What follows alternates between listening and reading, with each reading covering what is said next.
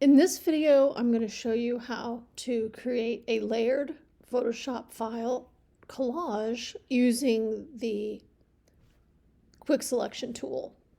I'm going to start by opening a new file. I'm going to select a horizontal 8.5 by 11 canvas. And on top of this is where I will build my collage imagery. I'll start by dropping in a full-size image to cover the white, and it's going to be a photo that I took.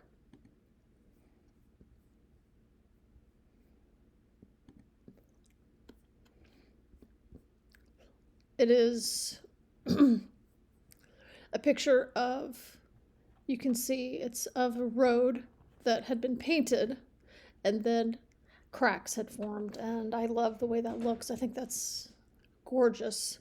So I'm going to select all and copy. Edit, copy. Now I'm going to paste this, go back to my untitled document, and I'm going to paste this directly on, and you can see it's smaller than the canvas.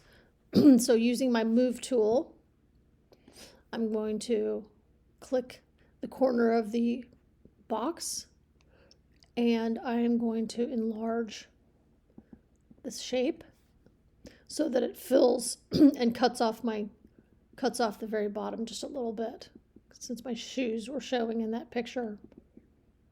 There we go. Now the next thing I'm going to do is I'm going to open up another new document, which is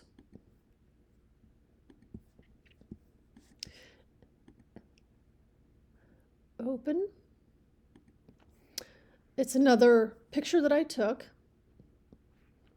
of some shapes that I actually tore out of pieces of copier paper. So I cut out, I drew shapes on the copier paper, then I tore them out, I placed them against a black background, and I took a picture of these shapes. And then I used the levels tool to sharpen the white and the black so there was no grayscale. So because there's a very crisp difference between the black and the white, it will be easy to use the quick selection tool. And this quick selection tool is up here on your toolbar, and it is combined with other tools, the object selection tool and the magic wand tool. I use the quick selection tool a lot. It is a very easy way of grabbing onto these shapes that I create by either hand cutting or tearing shapes out of white paper and photographing them against a black background. I find that that's the best way to create organic looking handmade shapes, and then I can reproduce that by selecting that shape. And the way that the quick selection tool works is that it's looking for edges to grab onto, and in the case of these white shapes, you can take the tool, you can click on it, and it will grab that entire white shape. So only the white part has been selected, and I'm going to copy, and then I'm going back to my untitled original, and I'm going to actually paste it onto. You can see that I now have this white shape that has been pasted onto my background, and there are very many different things I can do with it. I would start by using the move tool to enlarge it, rotate it a bit. I can move it around to different places on the background. I can colorize it by going to, once I click that, I can colorize it by going to Image Adjustments and Hue Saturation. So when you have a layer that is fully black and white, without any color or very little color, you can add color to it by clicking on the colorize box. You can see that the color doesn't appear when it's fully white, but when you take down the lightness, you can see the color suddenly appears. And you can increase the saturation on that.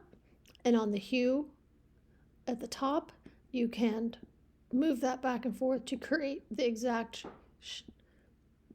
hue that you're interested in and the exact saturation. I can also go to the opacity function, which is right on here, over here on the layers panel. So make sure that your layers panel is open. You can open that by going to window, and you can see which of your panels are currently open. I always have open history and layers. Those I find are the two most useful of the panels. So if make sure that I am on the correct layer, which you can see that I am here, that is highlighted. I click on the opacity, and there's a scale, and I can run the scale up and down to increase and decrease. So if I go all the way to the bottom, the opacity completely disappears. If I go up about halfway, it starts to appear.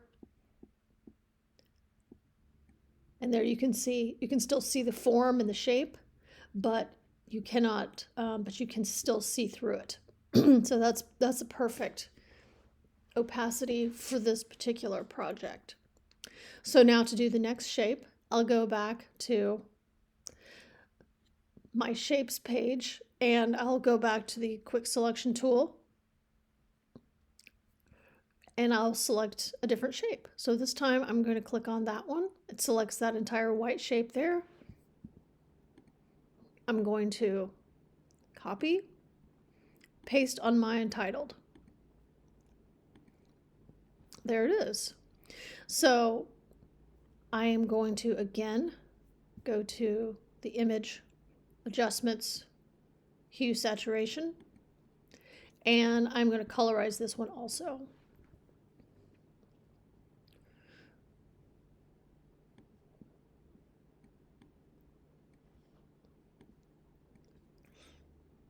I think I'll do various shades of blue and purple. All right. Now going to the move tool, I can enlarge and rotate this shape. And I can overlap them. You'll see that each time I paste a shape onto my background, it creates a new layer. So now I have my white background, I have my layer 1, which is my photo background, and then I have 2 layers of shapes that I've pasted on.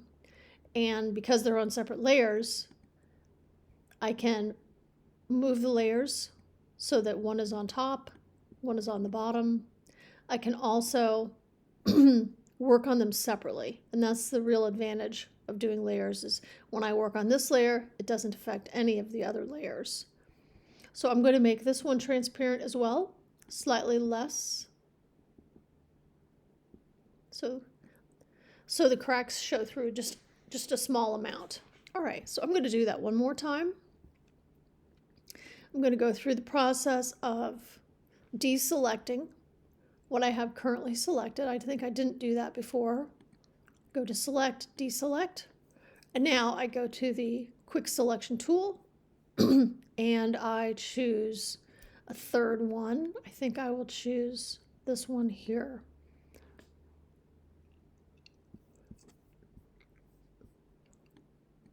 There we go. Now edit, copy, go to my untitled, edit, paste. And this time, I think I'm going to leave it completely white. I'm going to use the move tool and click on the box and pull it out to make it larger, but leave it completely white and opaque like that. I'll position it like this. And it looks like it is currently between my 2 layers, which works.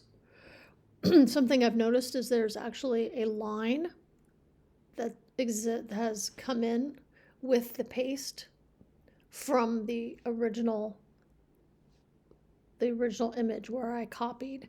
And you can get rid of that line by going to your color panel, which is image, okay, which is image adjustments, hue. You can get rid of that by taking your lightness all the way to the top. And you can see those lines disappeared.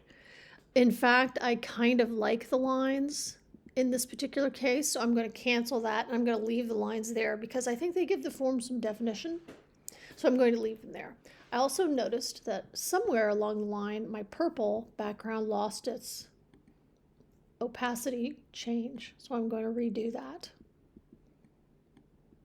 There we go.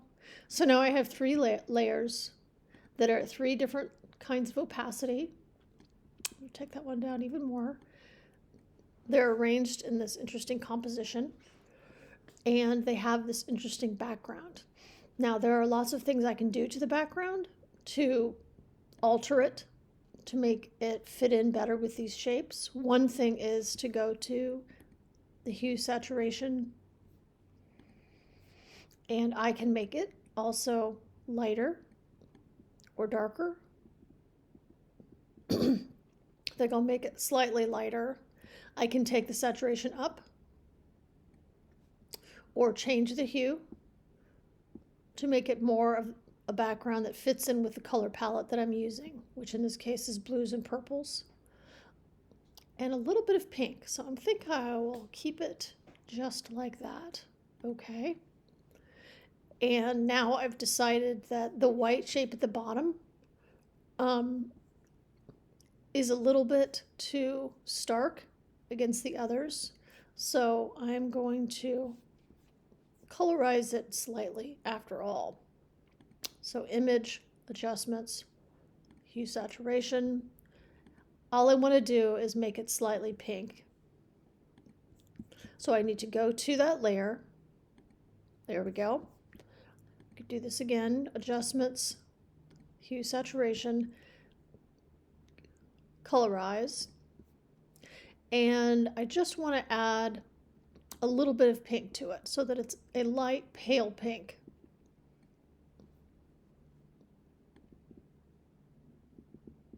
There we go. That way it is looks less harsh.